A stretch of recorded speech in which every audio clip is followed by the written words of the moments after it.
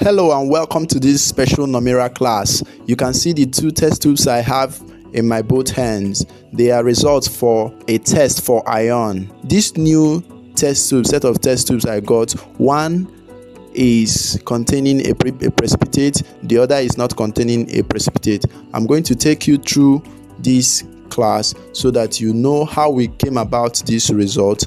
I'm still going to teach you about identification of sulfate ion, because copper sulfate, if dissociated into two, you have copper ion and sulfate ion. So I'm going to teach you how to identify copper ion and sulfate ion. So we are going to be identifying different ions, both the cations and the anions. Cations are the positively charged ions, while the anions are the negatively charged ions. I'm displaying them on the screen so that you understand what it is very well. So for sodium ion, when you conduct a flame test, it gives a yellow color. For potassium ion, when you conduct a flame test, it gives a lilac or what you call light purple color. Then for calcium ion, it gives a brick red color under flame test. For copper 2 ion, it forms a blue precipitate with sodium hydroxide. For iron 2 ion, it forms a green precipitate with sodium hydroxide. For iron 3 ion, it forms a brown precipitate with sodium hydroxide. Then for ammonium ion produces ammonia gas when you heat with sodium hydroxide.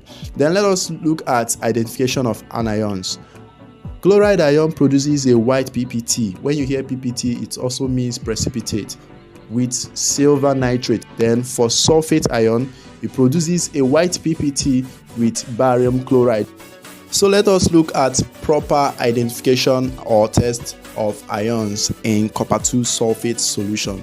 The aim is to identify the presence of copper 2 ion and sulfate ion in copper 2 sulfate solution using standard qualitative analysis. The apparatus and materials that are used in this demonstration are test tubes, test tube rack, copper 2 sulfate solution, which is a reagent, sodium hydroxide, ammonia, which is another reagent, barium chloride, dilute hydrochloric acid, distilled water, a dropper. I am using a pasture pipette to improvise as a dropper here, and a glass rod.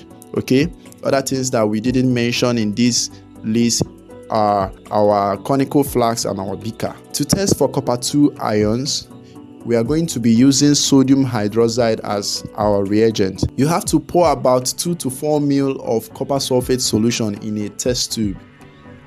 Then add sodium hydroxide solution drop by drop. You can see how I'm doing it, and it's showing immediate change of color.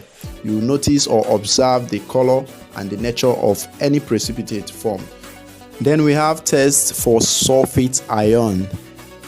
To do this, you have to have a clean test tube, then add a small amount of copper sulfate solution in it. Add a few drops of barium chloride, add drops of dilute hydrochloric acid. Then you have to observe for color change. You have to see a white precipitate of barium sulfate, and this is insoluble in HCl. I hope you enjoyed this video.